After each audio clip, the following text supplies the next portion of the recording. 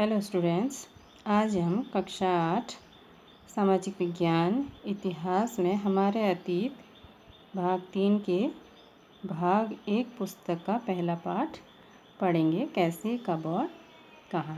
तो तारीखें कितनी महत्वपूर्ण होती हैं। तो एक समय था कि तारीखें जो होती थी वो इतिहास का पर्याय मानी जाती थी। तो इसमें कोई शक नहीं कि इतिहास अलग अलग समय पर आने वाले बदलावों के बारे में ही होता है। तो जैसे ही हम अतीत और वर्तमान की तुलना करते हैं तो हम पहले व बाद की बातें करने लगते हैं।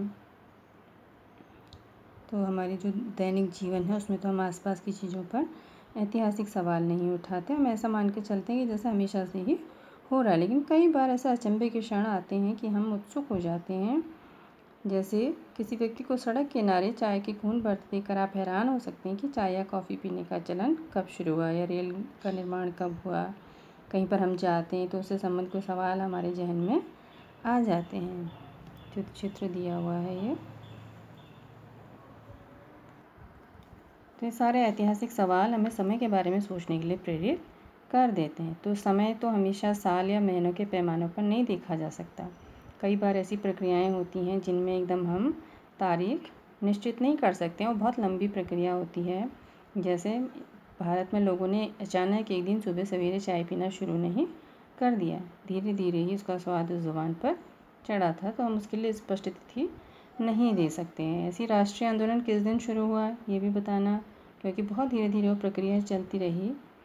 तो फिर भी लोग इतिहास को तारीखों से जोड़कर देखते हैं, क्योंकि जब युद्ध और बड़ी बड़ी घटनाओं के ब्यौरों को इतिहास माना जाता था तब इतिहास राजा महाराजाओं और उनकी नीतियों के बारे में होता था। तो इतिहासकार मुख्य चीज़ें लिखते हैं, कौन से साल उसको ताज पहनाया गया, कब उनका विवाह हुआ। तो इस तरह की घटनाओं के लिए तो निश्चित तिथि बताई जा सकती है और इस तरह के इतिहासों में तिथियों का महत्व होता है। तो ये एक विज्ञापन दिखाया है, देखिए पीछे लिप्टन एक चाय का ब्रांड है। तो उसके पीछे एक महल है और आगे घोड़े पर एक अंग्रेज राजकुमार है। तो ये जो है 1922 में लिप्टन चाय के लिए तैयार किया गया विज्ञापन है। तो इसमें राजा और राजकुमार दिखाया है। तो पीछे भारतीय महल है। ब्रिटेन की महारानी विक्टोरिया का तीसरा बेटा राजकुमार आर्थर घोड़े पर बैठा है। तो ये बताया कि शाही लोग यही चाय पीते हैं। अब कौन सी तारीख हैं, कुछ तारीखों को महत्वपूर्ण मानने का पैमाना क्या होता है। तो वे इसलिए महत्वपूर्ण हो जाती हैं क्योंकि कुछ खास घटनाओं को महत्वपूर्ण मानकर हम चलने लगते हैं। अगर हम नए मुद्दों पर ध्यान देने लगते हैं तो महत्वपूर्ण तारीखें भी बदल जाती हैं। जैसे भारत में ब्रिटिश इतिहासकारों ने जो इतिहास लिखे उसमें हर एक गवर्नर जनरल का शासनकाल महत्वपूर्ण है। इतिहास प्रथम गवर्नर जनरल वॉरेन हेस्टिंग्स के शासन से शुरू होते थे और आखिरी वायसरॉय लॉर्ड माउंटबेटन के साथ ख़त्म होते थे। तो इस अलग अलग अध्याय में हम दूसरे governor general Hastings, Wellesley, Bentinck, Dalhousie, Canning, Lawrence, Lytton, Ripon, Curzon, Hardinge, Irwin के बारे में भी पढ़ते थे। तो ये कभी ख़त्म न होने वाला सिलसिला सा रहता था और इन किताबों में सारी तारीखों का महत्व इन अधिकारियों, उनकी गतिविधि, उनकी नीतियों पर ही चलता रहता था। तो जब हम इतिहास या कोई कहानी लिखते हैं तो टुकड़े अध्याय में बांट देते हैं ताकि हर अध्याय में कोई सामंजस्य रहे, आसानी से समझा जा सके। तो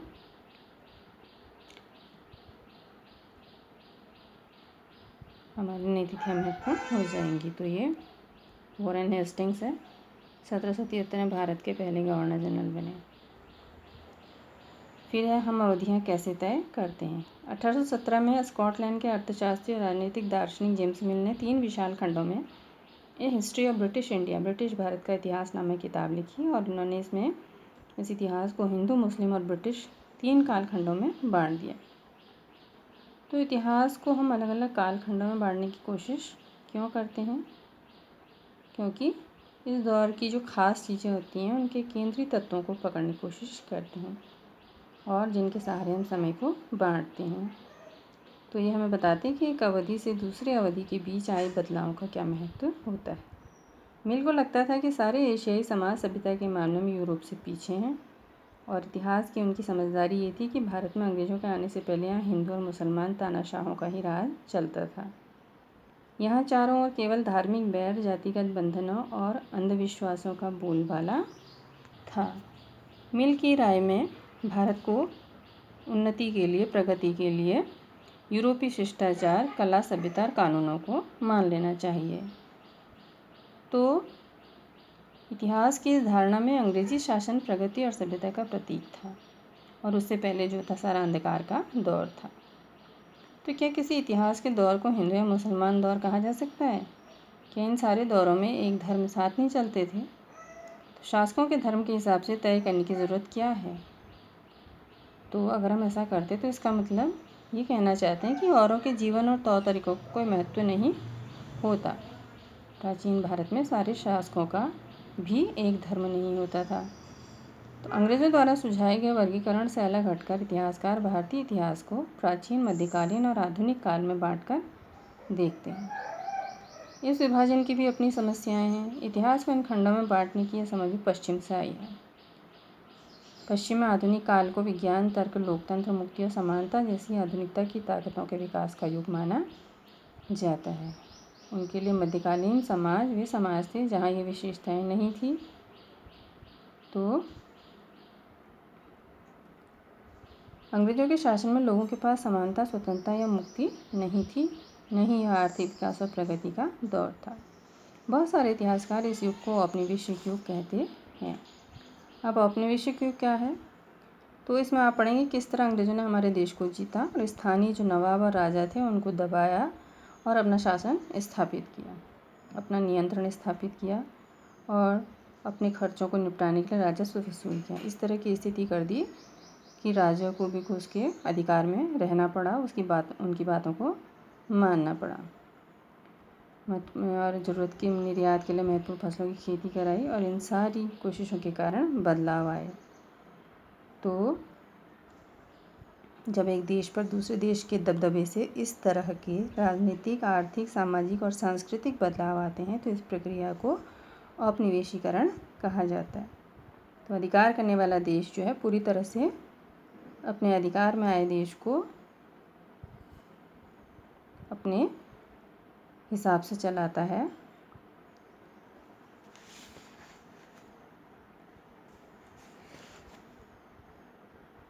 तो हम किस तरह जानते हैं? भारतीय इतिहास के पिछले 250 साल का इतिहास लिखने के लिए इतिहासकार कौन से स्रोतों का इस्तेमाल करते हैं? तो उसके लिए वो अंग्रेजी शासन द्वारा तैयार किए गए सरकारी रिकॉर्ड इतिहासकारों का महत्वपूर्ण साधन होते हैं। अंग्रेज़ों की मान्यता थी कि चीज़ों को लिखना बहुत महत्वपूर्ण होता है और उन्होंने हर निर्देश, हर योजना, नीतिगत फैसले, सहमति, जांच को साफ साफ लिखना ज़रूरी था। ऐसा करने के बाद चीज़ों का अच्छी तरह अध्ययन किया जा सकता था, उस पर वाद विवाद किया जा सकता था। इस समझदारी के चलते ज्ञापन, टिप्पणी और प्रतिवेदन पर आधारित शासन की संस्कृति पैदा हुई। तो उनको ये लगता था कि तमाम जो अहम दस्तावेज, ज़रूरी दस्तावेज हैं और पत्र हैं उनको संभाल कर रखना भी ज़रूरी है। तो इसलिए उन्होंने सभी शासकीय संस्थानों में अभिलेख कक्ष भी बनवा दिए। तहसील के दफ्तर, कलेक्ट्रेट, कमिश्नर के दफ्तर, प्रांतीय सचिवालय, कचहरी, सबके रिकॉर्ड रूम होते थे और जो महत्वपूर्ण कागजात होते थे, दस्तावेज होते थे, तो उनके लिए अभिलेखागार, आर्काइव और संग्रहालय जैसे संस्थान भी बनाए गए। 19वीं सदी की शुरुआत में प्रशासन की एक शाखा से दूसरी शाखा के पास भेजे गए पत्रों और ज्ञापनों को आप आज भी अभिलेखागारों में दे सकते हैं। 19वीं सदी के शुरुआती सालों में इन दस्तावेज़ों की सावधानीपूर्वक नकलें बनाई जाती थी। उन्हें खुशनवीसी के माहिर लिखते थे। खुशनवीसी या सुलेख नवीस ऐसे लोग होते थे जो बहुत सुंदर ढंग से चीज़ें लिखते थे। 19वीं सदी के मध्य तक छपाई, अभी देखिए ये अभिलेखागार बनाया है 1920 में। तो जब नई दिल्ली का निर्माण हुआ तो राष्ट्रीय संग्रहालय और राष्ट्रीय अभिलेखागार दोनों ही वायसरॉय के निवास के नज़दीक बनाए गए थे। तो अंग्रेज़ों की सोच में इन संस्थानों का बहुत ही महत्व था। छपाई तकनीक फैलने लगी थी और इस तकनीक के सहारे अब प्रत्येक सरकारी विभाग की कार्रवाइयों के दस्तावेजों की कई प्रतियां बनाई जाने लगी। सर्वेक्षण का बढ़ता महत्व। सर्वेक्षण यानी कि खोज करना, एक तरह से लोगों से पूछ कर सूचना इकट्ठा करना। तो उनको विश्वास था, अंग्रेज़ों को विश्वास था किसी देश पर अच्छी तरह शासन चलाने के लिए सही ढंग से जानना ज़रूरी होता है। 19वीं सदी की शुरुआत तक पूरे देश का नक्शा तैयार करने के लिए बड़े बड़े सर्वेक्षण किए जाने लगे। गाँव में धरती की सतह, मिट्टी की गुणवत्ता, वहाँ मिलने वाले पेड़ पौधे, जीव जंतु, स्थानीय इतिहास और फसलों का पता लगाया जाता था। तो उनकी राय में किसी इलाके का शासन चलाने के लिए सारी बातों को जानना ज़रूरी था। और 19वीं सदी के आखिर से हर 10 साल में जनगणना भी की जाने लगी। जनगणना के जरिए भारत के सभी प्रांतों में रहने वाले लोगों की संख्या, उनकी जाति, इलाके और व्यवसाय के बारे में जानकारियाँ इकट्ठा की जाती थी। इसके अलावा वानस्पतिक सर्वेक्षण, प्राणी वैज्ञानिक सर्वेक्षण, पुरातात्विक सर्वेक्षण, मानवशास्त्रीय सर्वेक्षण, वन सर्वेक्षण, सभी सर्वेक्षण किए जाते थे। तो ये शरीफे का पौधा है। 1770 का दशक। अधिकृत रिकॉर्ड से क्या पता नहीं चलता। रिकॉर्ड्स के इस विशाल भंडार से हम बहुत कुछ पता लगा सकते हैं। फिर इस बात को नज़रअंदाज नहीं किया जा सकता कि ये सारे सरकारी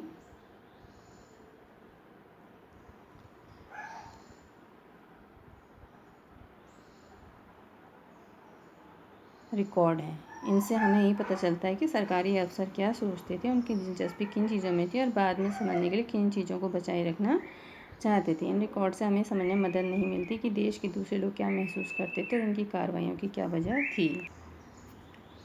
तो इन बातों को जानने के लिए हम दूसरे स्रोतों की तलाश में निकलते हैं तो उनकी भी कोई कमी नहीं रहती। लेकिन सरकारी रिकॉर्ड्स के मुकाबले उन्हें ढूंढना ज़रा मुश्किल साबित होता है। इस लिहाज से लोगों की डायरियाँ, तीर्थ यात्राओं और यात्रियों के संस्मरण, महत्वपूर्ण लोगों की आत्मकथाएँ, स्थानीय बाज़ारों में बिकने वाले लोकप्रिय पुस्तिकाएँ महत्वपूर्ण हो जाती हैं। जैसे जैसे छपाई की तकनीक फैली, अखबार छपने लगे, विभिन्न मुद्दों पर जनता में बहस भी होने लगी। नेताओं और सुधारकों ने अपने विचारों को फैलाने के लिए लिखा। कवियों और उपन्यासकारों ने अपनी भावनाओं को व्यक्त करने के लिए लिखा। लेकिन ये सारे स्रोत उन लोगों ने रचे हैं जो पढ़ना लिखना जानते थे। इनसे हम ये नहीं पता लगा सकते कि आदिवासी और किसान, खदानों में काम करने वाले मजदूर या सड़कों पर ज़िंदगी गुजारने वाले गरीब किस तरह के अनुभव से गुजर रहे हैं। तो आगे जैसे जैसे हम किस्सा पढ़ेंगे हमको समझ में आने लगेगी।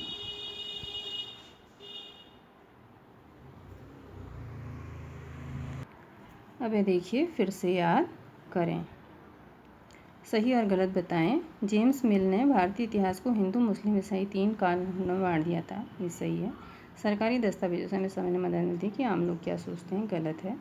अंग्रेज़ों को लगता था कि सही तरह शासन चलाने के सर्वेक्षण महत्वपूर्ण होते हैं। ये सही है। अब ये प्रश्न है, आइए विचार करें। प्रश्न तो, जेम्स मिल ने भारतीय इतिहास को जिस तरह कालखंडों में बांटा है उसमें क्या समस्याएं हैं। जेम्स मिल ने भारतीय इतिहास को हिंदू, मुस्लिम और ब्रिटिश तीन कालखंडों में बांटा है। इनमें समस्याएं ये हैं कि इनके अनुसार अंग्रेज़ों के आने से पहले यहाँ केवल धार्मिक बैर, जातिगत बंधनों, अंधविश्वासों का ही फैलाव था। उनकी राय में ब्रिटिश शासन ही भारत को सभ्यता व प्रगति की राह में ले जा सकता था, जबकि ब्रिटिश शासन में भारतीय लोगों के पास समानता, स्वतंत्रता ही नहीं थी। प्रश्न 3, अंग्रेज़ों ने सरकारी दस्तावेजों को किस प्रकार सुरक्षित रखा। उत्तर, अंग्रेज़ों ने सरकारी दस्तावेजों को सुरक्षित रखने के लिए सभी शासकीय संस्थानों में अभिलेख कक्ष भी बनवाए। अब प्रश्न 4 है, इतिहासकार पुराने अखबारों से जो जानकारी जुटाते हैं वह पुलिस की रिपोर्टों में उपलब्ध जानकारी से किस तरह अलग होती है।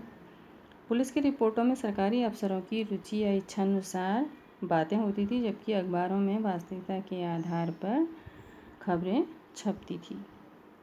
प्रश्न 5, क्या आप आज की दुनिया के कुछ सर्वेक्षणों का उदाहरण दे सकते हैं। सोच कर देखिए कि खिलौना बनाने वाली कंपनियों को यह पता कैसे चलता है कि बच्चे किन चीज़ों को ज़्यादा पसंद करते हैं, या सरकार को कैसे पता चलता है कि स्कूलों में बच्चों की संख्या कितनी है। इतिहासकार कैसे सर्वेक्षणों से क्या हासिल कर सकते हैं। ऐसे सर्वेक्षणों से बाज़ार में ज़्यादा बिकने वाली चीज़ों से बच्चों की पसंद पता की जा सकती है। विद्यालयों से मांगी गई बच्चों की संख्याओं से सरकार को विद्यालय में बच्चों की संख्या का पता लगता है। इतिहासकार सर्वेक्षणों से विभिन्न जानकारियाँ व समाज में आ रहे बदलाव पता कर सकते हैं।